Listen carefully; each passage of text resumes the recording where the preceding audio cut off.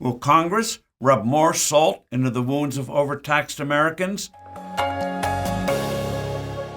Hello, I'm Steve Forbes, and this is What's Ahead, where you get the insights you need to better navigate these turbulent times. Congress is considering legislation that would raise the cap on how much people can deduct on their federal income tax returns for state and local taxes they paid. Before 2018, there was no limit. Then, a ceiling of $10,000 was imposed.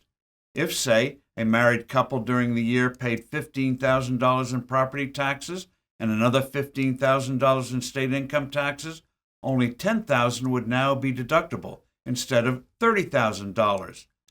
That meant they would owe Uncle Sam an extra $6,000 or so in taxes.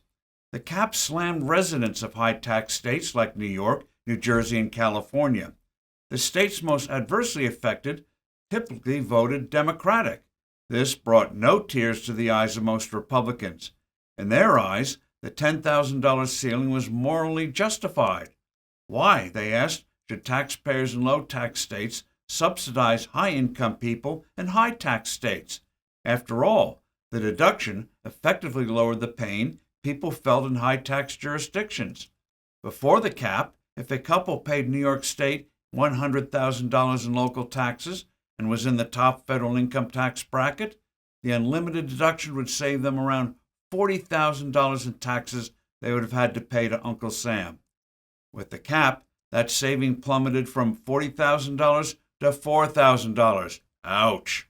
Opponents of the cap claim that thanks to inflation and rising property taxes around the country, more middle-class people are beginning to be impacted, including a number in not-so-blue states. And so it is Republicans who are pushing to raise the ceiling. The cap would be doubled for couples to $20,000 if their gross income was under $500,000. But get this, it would only apply to returns for the 2023 tax year.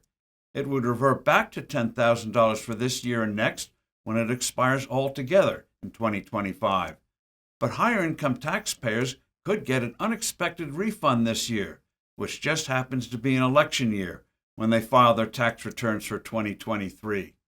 This is a one-time change that does nothing for spurring economic growth. The big mistake Republicans made in the 2017 tax bill that capped this deduction was not simultaneously slashing income tax rates. That way, no one's tax liabilities would have gone up, and even better, the economy would have gotten a sizable and sustainable boost. Lower tax rates lower the price of productive work, risk-taking, and success.